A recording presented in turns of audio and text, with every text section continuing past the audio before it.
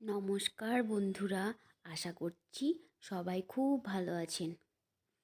তো আজকে আমি বানাবো সয়াবিন কোপ্তা কারি। তার জন্য এখানে কড়াই বসিয়ে দিয়েছি আর কড়াইয়ের মধ্যে বেশ খানিকটা পরিমাণ জল দিয়ে দিলাম। জলটা উষ্ণ গরম হতে শুরু হয়ে গেছে। ওর মধ্যে আমি দিয়ে দেব বেশ কিছুটা সয়াবিন। তো সয়াবিনটা একটু হালকাভাবে আমি সেদ্ধ করে নেব। তো এদিকে সেদ্ধ করে নিয়েছি, জল ঝরিয়ে নিয়েছি। তো এদিকে হচ্ছে আমি সয়াবিনটা পেস্ট করে নিয়েছি। সয়াবিনটা পেস্ট করে নেওয়ার পর ওর মধ্যে আমি দিয়ে দেব ধনে গুঁড়ো, জিরের গুঁড়ো, লঙ্কা গুঁড়ো, লবণ, হলুদ, সামান্য কালো জিরে ওর মধ্যে দিয়ে দিলাম। আর দিয়ে দেব মাখানোর জন্য পেঁয়াজ কুচোনো, একদম ছোটো ছোটো করে পেঁয়াজ কুচোনো দিয়ে দিলাম। আর ওর মধ্যে দিয়ে দেবো আমি সামান্য পরিমাণে বেসন। তো বেসনের জায়গায় আপনারা ছাতুও ব্যবহার করতে পারেন। তো এদিকে ভালোভাবে আমি মেখে নিয়েছি। এবার আমি কোপ্তার আকারে বানিয়ে নেব। একদম খুব ছোট সাইজেরও করব না, আর একদম খুব বড় করব না, বেশ মিডিয়াম সাইজের কোপ্তার আকারে আমি এগুলোকে সমস্ত বানিয়ে নেব।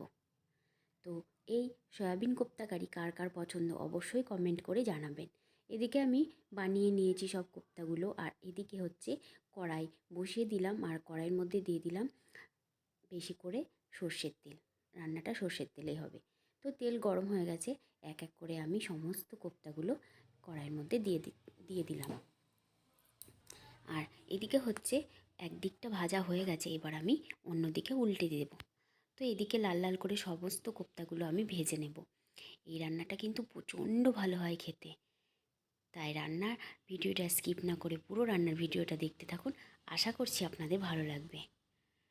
তো এদিকে সমস্ত কোপ্তাগুলো আমি উল্টে দিলাম। এইভাবে সমস্ত কোপ্তাগুলো আমি লাল লাল করে ভেজে নেব। আর আপনারা অবশ্যই জানাবেন আপনাদের সয়াবিন কোপ্তা কারি কেমন লাগে।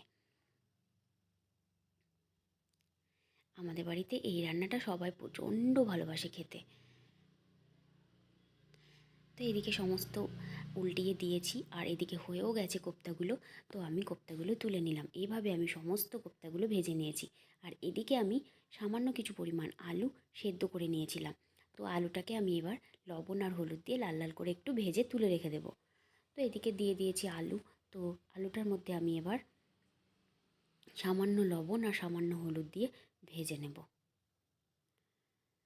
দিয়ে দিলাম সামান্য হলুদ, আর দিয়ে দেব সামান্য পরিমাণে লবণ। তো লবণ আর হলুদ দেওয়ার পর আলুটাকে লাল লাল করে ভেজে নেব। তো হচ্ছে আপনারা যদি আলু না খেতে চান তো আলুটা স্কিপও করে যেতে পারেন, নাও দিতে পারেন। তো হচ্ছে আলুটা দিলে ভালো হয় খেতে। তো এদিকে আলুটা লাল লাল করে ভেজে তুলে নিলাম। আর ওই কড়াইয়ের মধ্যে আবারও দিয়ে দেবো সামান্য কিছুটা তেল। তেলটা দেওয়ার পর ওর মধ্যে দিয়ে দিব তেজপাতা, শুকনো লঙ্কা, সামান্য গোটা গরম মশলা, আর দিয়ে দেব সামান্য জিরে, গোটা জিরে। মশলাটা 2-1 মিনিট ভেজে নেওয়ার পর ওর মধ্যে আমি দিয়ে দিলাম পেঁয়াজ কুচোনো। এখানে আমি মিডিয়াম সাইজের দুটো পেঁয়াজ নিয়েছি। সেই পেঁয়াজগুলো আমি একটু হালকাভাবে ভেজে নেব।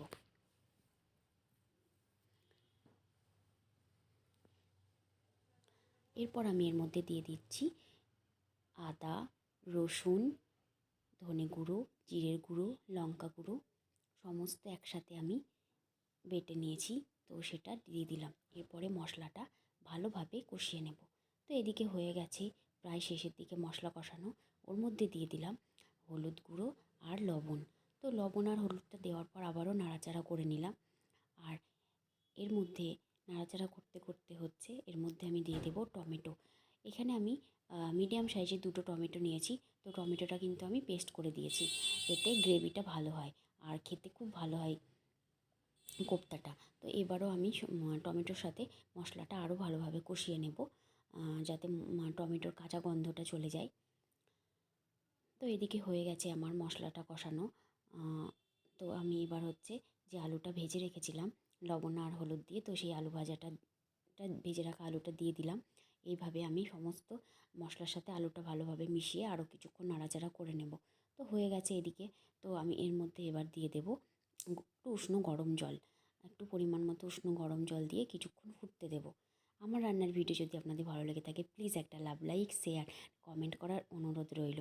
আর রান্নাটা কেমন হয়েছে অবশ্যই কমেন্ট করে জানাবেন। তো এদিকে ফুটে গেছে।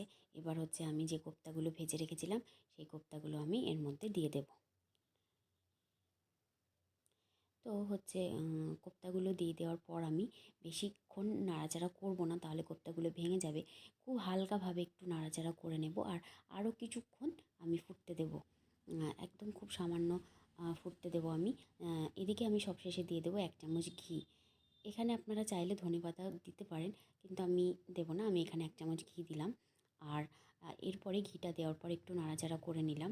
তো আমি খুব বেশি ফুটাইনি, নামিয়ে নিয়েছি। তো এদিকে রেডি হয়ে গেছে আমার সয়াবিন কোপ্তা কারি। অবশ্যই বাড়িতে বানাবেন।